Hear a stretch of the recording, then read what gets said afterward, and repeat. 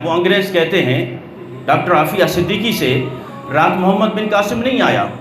سلطان صلاح الدین ایوبی نہیں آیا تمہاری مدد کے لیے۔ تو علامہ خادم حسین رضوی کہتے ہیں کہ ڈاکٹر عافیہ صدیقی کی والدہ یہ داستان سناتے ہوئے روتی ہیں۔ وہ کہتی ہیں کہ رسول اکرم صلی اللہ تعالیٰ علیہ وسلم خود خواب میں تشریف لائے ڈاکٹر عافیہ صدیقی کی اور کہا، ارشاد فرمایا، اے میرے بیٹی، یہ تیرا امتحان نہیں، میری پوری امت کا امتحان ہے۔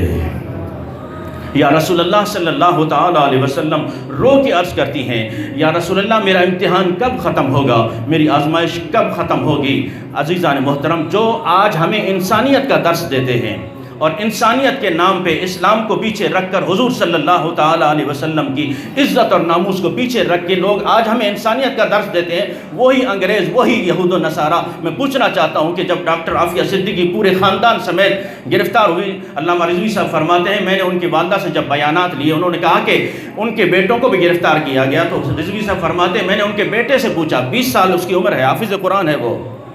میں نے ان کے بیٹے سے پوچھا،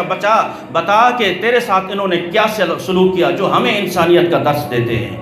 جو ہمیں انسانیت کا درس دیتے ہیں، تیرے ساتھ انہوں نے کیا سلوک کیا؟ اور اس نے کہا کہ اس ٹائم میری عمر بہت کم تھی، 5 یا 7 سال ہوگی، جب انہوں نے گرفتار کیا، انہوں نے ایئرپورٹ سے ہی مجھے والدہ سے الگ کر دیا، میری بہن سے مجھے الگ کر دیا گیا، اور 3 سال یا شیرخوار بچہ تھا ہمارے ساتھ، بہن تھی یا بھائی تھا،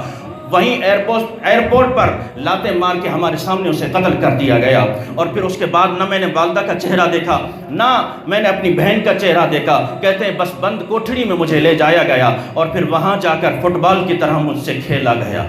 فٹ بال کی طرح۔ کوئی انگریز یہاں سے لات مارتا، میں وہاں جا گرتا، وہاں سے لات مارتے میں یہاں آتا، پھر اس طرف جاتا، وہاں سے لات لگتی، اس طرف چلا آتا، یہاں سے لات مارتے، اس طرح۔ آج وہ ہمیں انسانیت کا درس دیتے ہیں۔